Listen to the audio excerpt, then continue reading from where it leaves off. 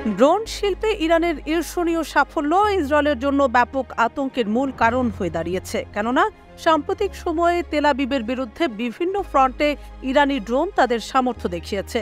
তবে তেহরানের সর্বশেষ আত্মঘাতী ড্রোনের সক্ষমতা ইসরায়েলি নিরাপত্তা কর্মকর্তাদের মধ্যে ভয় ও আতঙ্কের মাত্রা যেন আগে থেকে আরও দ্বিগুণ করে তুলেছে।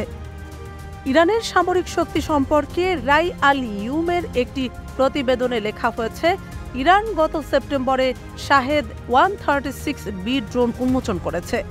অবাক করার মতো বিষয় হচ্ছে ড্রোনটি 4000 কিলোমিটার পাল্লার।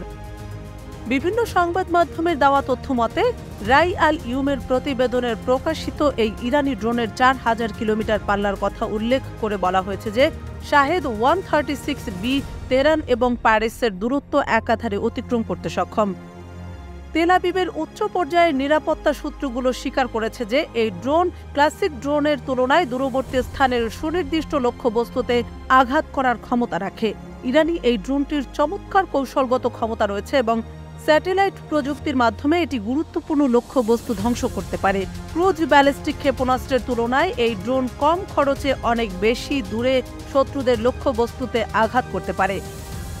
এই ড্রোনের সাহায্যে ইরান পারস্য উপসাগরীয় দেশগুলো সহ উত্তর আফ্রিকা বা ইউরোপের আরও দূরে শত্রুপক্ষের লক্ষ্যবস্তু ধ্বংস করতে পারার দাবি করেছে। ইসলামী বিপ্লবী গার্ড বাহিনী IRGC 2011 সালে শাহেদ আত্মঘাতী ড্রোনের প্রাথমিক সংস্করণের নকশা করেছিল। শাহেদ 136B ড্রোনের প্রকাশিত স্পেসিফিকেশন অনুযায়ী এই ড্রোনের পাল্লা 4000 কিলোমিটার এবং এতে 50 কিলোগ্রাম ওজনের ওয়্যারহেড রয়েছে।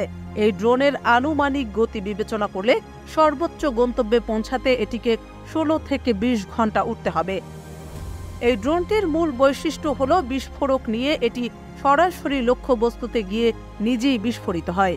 এই বৈশিষ্ট্যের কারণে যুদ্ধের কৌশল হিসেবে প্রতিপক্ষকে দ্রুত চাপে ফেলতে তাদের বিদ্যুৎ কেন্দ্র, তেল ক্ষেত্র এবং গ্যাস ক্ষেত্রের মতো স্থাপনাগুলোতে এটি দিয়ে নিখুঁত হামলা চালানো যায়, অথচ আশপাশের কোনো কিছুর উল্লেখযোগ্য কোনো ক্ষতি হয় না।